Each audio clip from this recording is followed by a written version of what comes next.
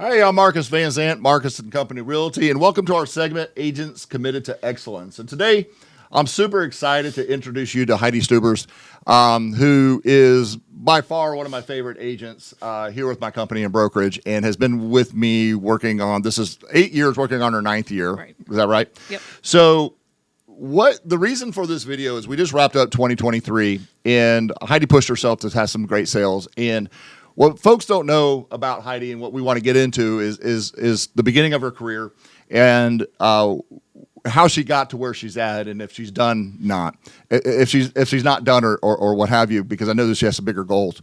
And last week, what gave me the idea for this segment, and specifically with Heidi, was that Heidi had an agent reach out to her and congratulate her for her sales and accomplishment, because a lot of people in 2023 saw a lot of sales drop. Right. And wanted to know what her secret was. And Heidi's the first to tell you she has no secrets. So Heidi, welcome to Agents Committed to Excellence. And first and foremost, thank you for being part of our company and things like that. So Heidi, let's talk about your beginning. And I mean, you obviously had a massive sales background when you got started into real estate, and you were like a sales prodigy. So when did you get started and where'd you come from? So zero sales experience coming into it. I was 23 and didn't talk to anybody. Very much introverted, and went to work, came home. So anybody do the math on that one? She's 23, been with me 8 years. Yeah, that's right. Heidi's 31 years old. And if I could tell you anything, I do believe, and somebody could prove me wrong if they want to prove me wrong, but I kind of doubt that they're going to, that she is the youngest person, independent agent, that is hitting the number she's hitting in our area for sure. So that's what's super impressive about that. So let's talk about that. We got a lot of new and newer agents out there, and we have a lot of agents that hit a ceiling. And so I guess before we start talking about your ceiling, let's talk about what you did last year. So I sold 31 homes for just over 15.6 mil. 15.6 mil. You'd think most people would like to do that, right? And so what research I have done is there are only, in our market, we've got over 9,000 agents, and there are only 133 agents that have sold over 2 a month. Right. And so you are being one of them, right, of that. Some of those are teams, and some of those are other things that happen like that. So new construction, even, or what have you. So that's a big accomplishment in our market. Right. And so that was a big year. A big year. Was that your biggest year? That was my biggest year. In a down market, you had your biggest year. Mm-hmm. How? You just keep looking for the next one. Love on your past clients. Don't say no. I mean, say no to some, and I did this year, but just keep going for the next sale. But everybody went down. Didn't you have to go down when the market shrank? Why? What, did you have a different mindset? So I had a different mindset. You get in slumps in sales, and my goal last year was to not stay in those slumps. Don't have the mindset of everybody else. I don't watch the news, so I don't have that to combat with, and I didn't want to get in the mindset of, well, everyone else is down, I'll be down too. And that's a great tip. I mean, I want to share that with people, because the reality is I'm that way too. If I watch the news, and we don't watch the news because we don't want to be educated. We don't watch the news because we don't want the negativity, right? Because we need to be positive about this, and we're trying to help people have a dream. Mm-hmm. And if we're following along this negativity that we have no control over, right? Let's vote, move on. Right. We don't have any control over the media, but we do have control in our world. Is that right? Yep. So you mentioned slumps. So let's get started. Right? Let's rewind it back to your very first year. So you came in from, and let's tell people, you came in from a nonprofit position, making $19,000 a year. Yep. It was within a few years that you actually paid more in taxes than you had ever made, and that was quite the accomplishment. Mm-hmm. Scary at the same time. So when you first rolled in, not having ever been in sales, not having ever done it, you must have just from day one. Then you must have just cranked it up, and it was super easy. Nope. I didn't like making phone calls. And the only way to get in front of someone, to show them a house, to even consider writing an offer, was to make phone calls. And that was a huge hurdle for me. So you had a lot of friends and family at 23 years old ready to buy houses. Is that right? That was also not correct. We're batting 1,000 here, Heidi. So the whole point to that is really, and I think that's what a lot of people come into, having a plan, having enough people to talk to. So, with our system, and Heidi has been instrumental you've been very instrumental in developing our system and helping us with that. But we really early on came in and said, listen, it's a numbers game. We've got to be able to talk to enough people to help enough people. Otherwise, we're just never going to hit the numbers we want from income wise. So that first year, I believe, if I'm recalling, I believe you did somewhere around 24 even in that first year. Mm-hmm. But of course, your average price point, I believe 8 years ago was it was a lot less than what it is. A little now. over $150,000. So in our time back then, I used to say that if somebody did at least $3.5 million worth of sales in the first year, they were going to be on their way to success. And well, that's kind of at our averages of anywhere from $400,000 to $500,000 nowadays. That's a little bit changing folks, I think. So phone calls, you think that was the hardest thing you had to overcome? Is just really getting on the phone? That was the hardest thing. Yeah. Because once I got in front of people, I was fine. Okay. I have a good connection with people. I'm not pushy in a personality, so I wasn't pushy in the sales, and people like that. I was more informative and service-driven, and when you're service-driven, everything else will follow. Okay. So it was definitely the phone calls to getting the appointments. Okay. So first year out doing 24 versus this year doing 31. What would you say along the way the transition was in your business as far as the type of business you're doing? So in the beginning, it was more getting leads from the brokerage and through Zillow, which was through the brokerage. Now it's more referral business from past clients or friends and family of past clients, and then friends. We live in an HOA neighborhood, and it's just being out in front of those people, and we get their friends and family. So that's been the big change. That just reminded me. You said HOA, and I'm like, no, you didn't live in an HOA when you first came. How I met Heidi, she was a customer. She was a client of one of our other agents, of Carrie. And Carrie came to me and said, I've got this young girl who wants to maybe get into real estate. Would you like to talk to her? I met Heidi, and I'm like, and of course, back then, I wasn't the leader I am today. And I'm like, sure, we give everybody a shot. Let's go. Let's see what happens, whatever it is. And Heidi came in after buying a home from us. Mm-hmm. And at 23 years old, but let that be a lesson. At 23 years old, she's buying a house, and any young bucks and young buckettes out there. But get started early, and then took the risk yourself, mm-hmm. but didn't jump in right away because you had this job that you had, and we had to transition you out of that job. Fortunately, as I recall, you worked mornings. So I was afraid to leave that paycheck, even though the paycheck wasn't anything to write home about. I was afraid to go on straight commission, and the other big thing is you have to have support at home. He was my fiance at the time. Now we're married, but he was a huge supporter, and he worked extra at his job so that I could get out of the 9-to-5 type job and get into commission. Thanks for mentioning that, because I've said, and this is a big thing. We try to coach up people, and we really want to, sometimes, bring people up to where they need to get to. But the reality is we can't control pillow talk. Right. And if you don't have that support at home, that's a big key in success. Yep. And so David has really supported you throughout that journey. So you had a meteoric rise all along the way, right? You came from, doing $150,000 averages to $500,000 averages and $15 million. Tell me about that journey along the way a little bit. How did you get yourself involved in the community? Did you get yourself involved in the community? Where did you see that transition start to happen for you? So a lot of it was past clients. We are a part of the DeSoto Society, which is business leaders in the community. So that was part of it. But a lot of it's just referral-based, loving on your past clients, keeping in touch with them, and giving them good service while you're in the transaction so they remember that. And they give your name out to friends and family, coworkers when a conversation comes up and someone's looking for a realtor. So a lot of people, you mentioned early on, the brokerage business, and that, we do support our agents with a lot of systems and things like that and leads. But you mentioned Zillow, and a lot of agents are out there, bashing Zillow, and they don't enjoy Zillow and they don't like Zillow. But obviously, our consumers love Zillow. What did you learn along the way about Zillow and the customers you get from Zillow and what that turns into? Why was Zillow an important part of the beginning for you? Right. So I'm one of those agents that's never going to say no to a lead source. So Zillow, although they take a fair bit of commission, whatever you want to call it, on the back end, those are still people. They still need help. They still want to buy or sell a house. And with those people, I've got a listing right now that's a Zillow lead. And I'm getting 2 more buyers from it. I just closed on one house. That was a sign call. And then another one next month. Also, I've gotten buyers who have referred me out to numerous people. It's like a spider web. There's 10 to 15 people come from one Zillow lead. So never say no. Although something might look small now, you don't know what that's going to give you in the long run. And what you mentioned there is when we started, we didn't have that commission on the back end, but Right. we're Zillow Flex. And if anybody doesn't know what Zillow Flex is, we have a partnership with Zillow and we pay a commission on the back end of things. But when we started, we weren't. We were paying Right. for these leads. And I want to give a quick shout out to what you mentioned on that spider, right? Because Sparky's no longer with us. Yep. But Sparky was an integral part of your business as well. She was a customer of yours. And can you kind of let's just give some homage to Sparky real quick and tell Yep. us a little bit about Sparky and what happened. So Sparky was great. I got her very early on. She had no phone number, just an email. So some people would have thrown her to the wayside because her phone number was all zeros. But I didn't.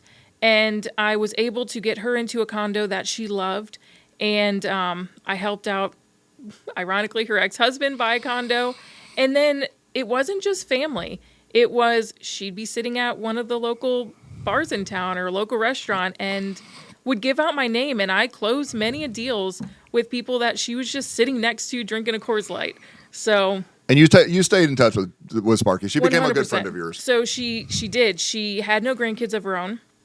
I have a son named Henry, and she offered to babysit him, and I don't usually trust people with him, but she was one of the rare occasions, and we did. We went out to lunch or dinner about once every month and a half, and she was great. She was a great part of that. So, yeah, so Sparky, I think we tabulated somewhere between 15, 16, 17 deals all came from that one relationship. Right.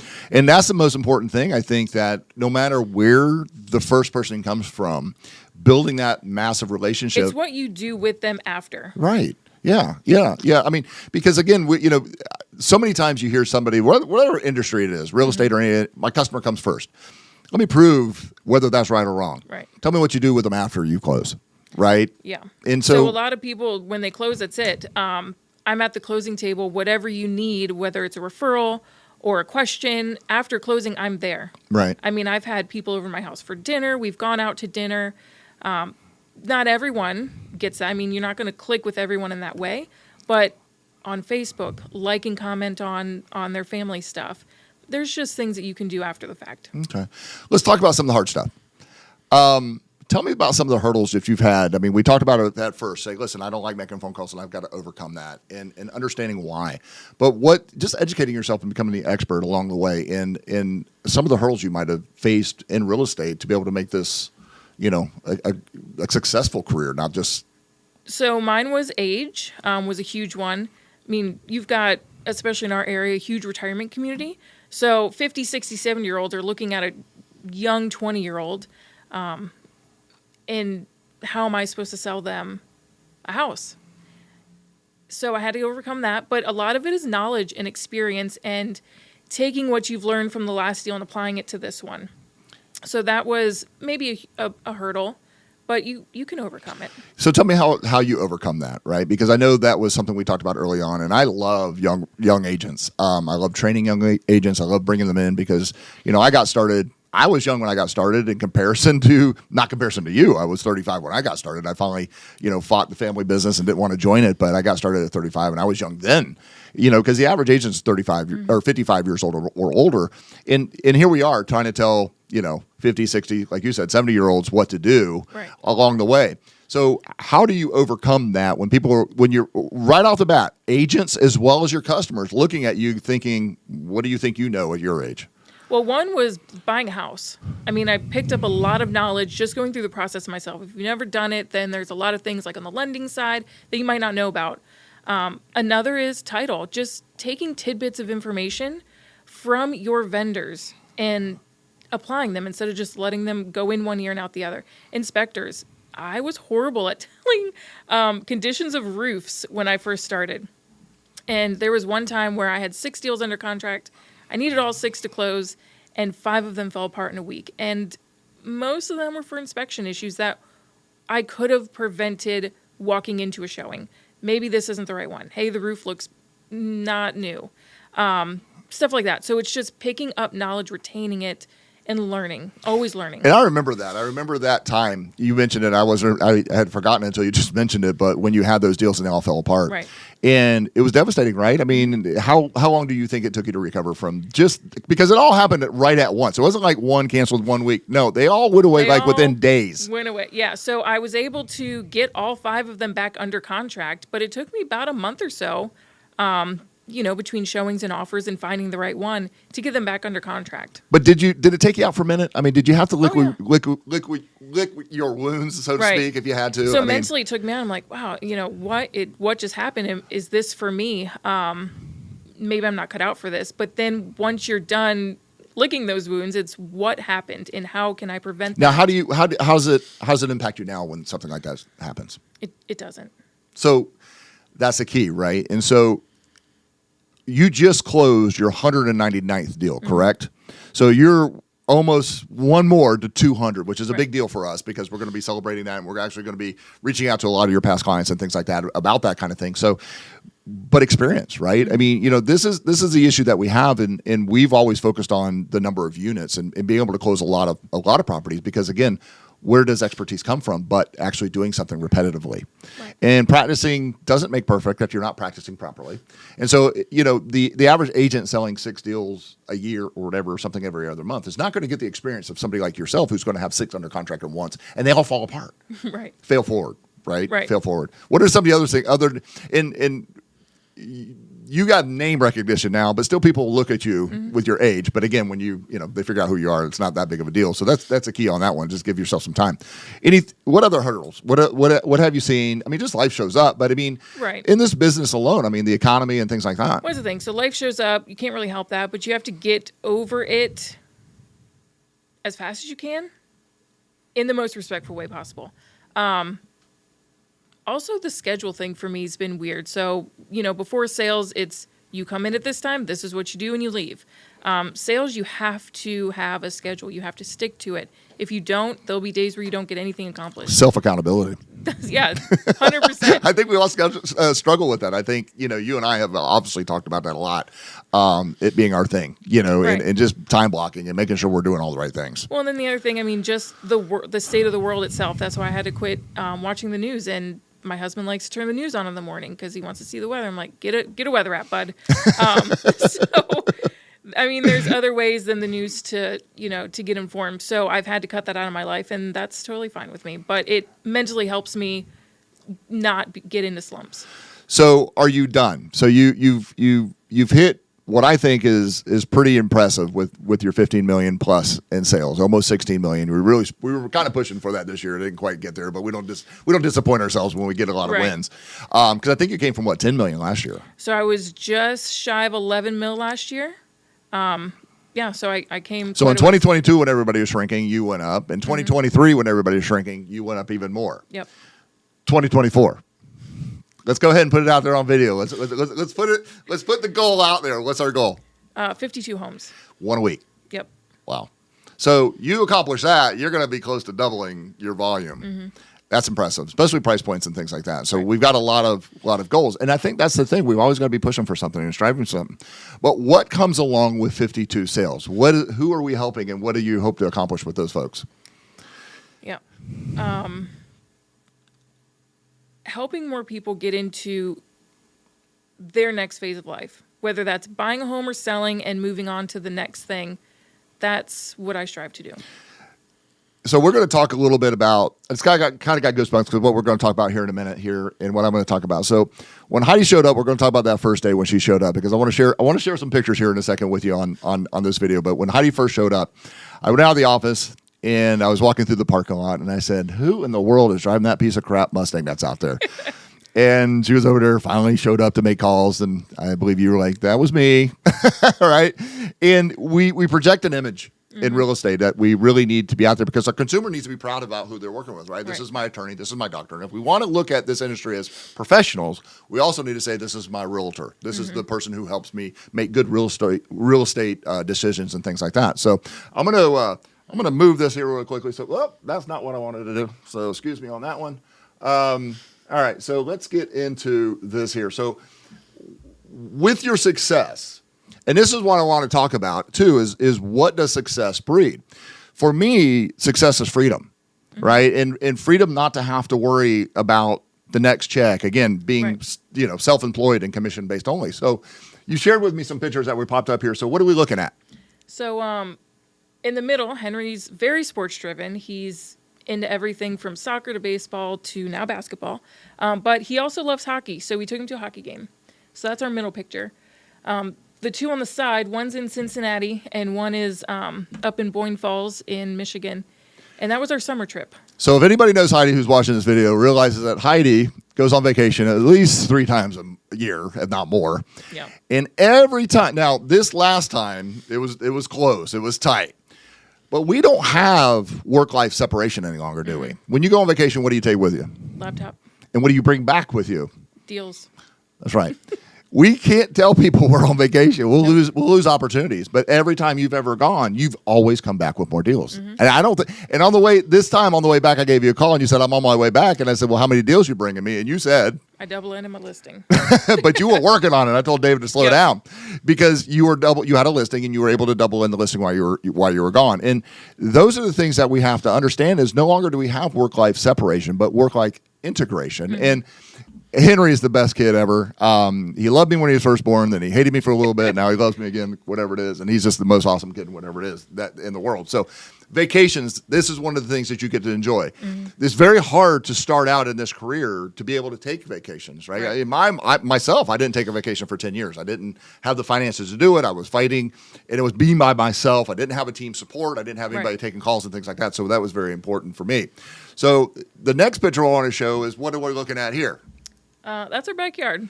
That's your backyard. So this pool was installed when? It was installed, we could swim in it January of 21. January 21. So height of the market, you went out and put a big old pool in. We did. And you financed the pool. No, cash pool. All right. So again, what comes with success? The ability to do the things you want to do. Yep. Right. And then here we go. Henry just living his best life. And you went from that very first home at, I think you spent $80-something thousand to a 3,000 square foot home in North Palmetto now, right? Yep. So these are the things that success brings us that we all want from success is that, right? And so, and do that. And then let's look at one more fun little thing here. What's this now? That was my first car. That was that crappy Mustang in the parking lot. And where's this one now? Now she's in the garage. So you had so much success, you circled all the way back around, and now you bought a classic that sits in your garage. Yep. That's so fun. You know what? That just gives me pride. Now, everybody watching is saying, well, Heidi's blowing her money, right? And she's having, time of her life, and the only reason she's doing that is to do this. Now, I want to prove that to be wrong. So this next picture is fun. This next picture gives me the most pride. At 31 years old, after doing all this other stuff, what is this? That's our first rental property. Your first investment property bought when? We bought it September of 23. So in the worst market ever, that agents can't make a living and the prices are high and interest rates are high, you bought a rental and it's occupied. It's occupied. And you're making money. Yep. And when you buying your next one? As soon as the next good deal presents itself. So the reason I'm shooting this video, the reason Heidi and I talked about this is because we want to give hope. We want to give hope to a lot of agents to be able to go out there and say, listen, it's hard. This is a hard business. Yep. People think they're realtors. No, you paid for that. You pay for that title. We're in sales. And the reality is the only way you're going to be good at sales is to focus on the consumer, focus on the customer, and give them the best possible service. That's the thing. And I've always said it. I've said it to new agents that have come in here that I've, tried to mentor or help succeed. And they're always worried about the next check. Don't. Because the minute you worry about the next check, it will fall apart. Yeah. I had to learn that the hard way. Love on your customers. Give them the best service possible, and the money will follow. The checks will follow. That's right, because it's all about trust and building that relationship with that person. Because once you get to know that person, you know exactly what they're looking for. Right. In sales, a lot of people don't like salespeople because they think they're, and we don't have a great reputation in real estate. Let's just face it, not all of us. But the reality is that sales is meant to help people to be able to make hard decisions that they want to be able to make, right? You can't force, especially at home. People walk in, and I always say you have two different things you're looking for, either the inhale or the exhale. Ugh. right? And those are the two things you're looking for. And so you're not going to force somebody to buy something they can't stand, Right. they hate. But if you're not paying attention, you're also not going to help them find the thing that they're looking for, Mm-hmm. or sell for the right reason, and all those kinds of stuff. But building that relationship and doing those things is super important. So thank you for taking time for me on this video, because again, I hope this gave a lot of hope to a lot of other agents that there's no excuse, no matter what the age is, whatever it is, it's a hard business. Right. And we're definitely in sales, and it's definitely something though that anybody can do, because, right, I mean, we always talk about like what makes you special. And it really is, if you know Heidi, I call her my silent ninja. You're very good at negotiations. I mean, you're the best negotiator I know out there, because again, I've had other agents called to complain, right? And they've called to complain that Heidi didn't care. I'm like, no, she sold the deal. You just didn't get it. And she's very smooth about what she does. And it's shocking to some people on how that happens, but her customers, your customers love you, obviously. Right. So thank you for taking time for me on this video, and I hope we encourage and share with other people. But if you like more information, we'd hope you subscribe to our channel. If you're an agent looking for success, I hope you understand that success can be had, and that you can follow this Agents Committed to Excellence channel. So like and subscribe this, follow along with us. If you'd like to know more about how to be the best you possibly can, you're an agent out there, reach out to Heidi. She's definitely open to talking to anybody out there. If you're a buyer or seller, you will not find a better agent. And so make sure you're sharing this video with all your agents, because we owe a great debt to 199 and counting. Yep.